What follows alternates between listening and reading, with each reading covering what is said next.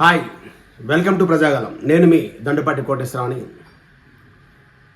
Reels ఈ మధ్యన train వెళ్తున్నప్పుడు లేకపోతే ట్రైన్ పై నుంచి ఫ్లైట్ పైన దూకేయడము, లేకపోతే ఇట్లా సముద్రంలోకి జీబులు తీసుకుపోవడం, యూత్ పిల్లలని కాకుండా ఈరోజు స్త్రీలందరికీ క్షమించమని అడుగుతూ, స్త్రీలందరూ కాదు కొంతమంది రీల్స్ కొరకు వాడు అన్నం తింటాడు మొగుడు అంటే మొగుడని పరిచయం చేయడానికా లేకపోతే మొగుడని తెలియదని చెప్పడానికే తెలియదు.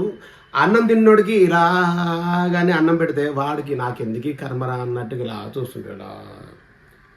కానీ ఈ డ్యాన్సులు వేస్తుంటారు. వాడేదో కుక్కకి అన్నం పెడతాడు, వాడేదో ఛాయ్ తాగుతాడు, వాడిని చిత్రహింసలు పెట్టేసి ఈ ఆడవాళ్ళు ఉన్నారు కదా, మీరు కూడా గ్రహించండి. ఈరోజు వేశ్య వృత్తిలో ఉన్నవాళ్ళు ఎందుకు అందులోకి వెళ్తారంటే బాగా గమనించండి. మనం చాలామంది బస్ స్టాప్లో చూస్తుంటాము. భర్త ఎవరైతే ఇంటికి భర్త ఉన్నాడో ఆడు తాగుపోతు కానీ తిరిగిపోతు కానీ ఇంటికి రాకపోవడం కానీ కొట్టి హింసించడం కానీ చేస్తే వారికి పుట్టిన పిల్లలు ఎవరైతే ఉన్నారో, మగాడు పిల్లల్ని రోడ్డు మీద వదిలేస్తాడేమో కానీ ఆడది వదిలేదు. ఆ పిల్లల బాధ్యత కొరకు తన శరీరాన్ని కూడా అమ్ముకొని పిల్లల్ని పెంచుతుంది. అంత మహోన్నతమైన వ్యక్తి ఆడది. అలాంటి ఆడవాళ్ళ కొరకు నేను చెప్పడం లేదు. వీళ్ళు ఉన్నారు కదా, వెకిలి చేష్టలు చేసుకుంటూ నవ్వుకుంటూ రీల్స్ చేసుకుంటూ నా మొగుడు ఈడే అని చెప్పడానికి ఎంతో ఆపతాపాలు పడి, వాడికేమో ఇంట్రెస్ట్ ఉండదు, వాడేమో అసలు ముఖం కూడా నవ్వు ఉండదు, కళ ఉండదు, సావు కళ ఉంటుంది. ఏంటమ్మా ఇదంతా ఎవరికి చూపించాలని నీ మొగుడు కొరకు?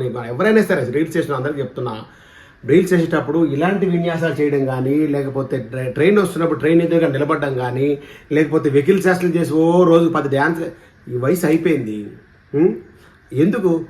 వయసు కోసం కాకపోయినా కనీసం మనం ఒక రీల్ చేసినాం, మన పిల్లల్ని పెంచుకోవడానికి తప్పులు చేస్తాము.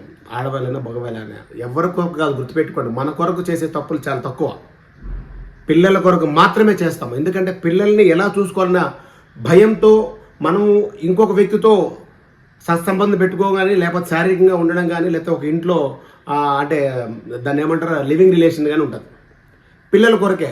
కానీ కొంతమంది తల్లులు వారి కొరకే చేస్తారు. నేనున్నానని నన్ను ఇంకెవరో గుర్తించట్లేదా అని.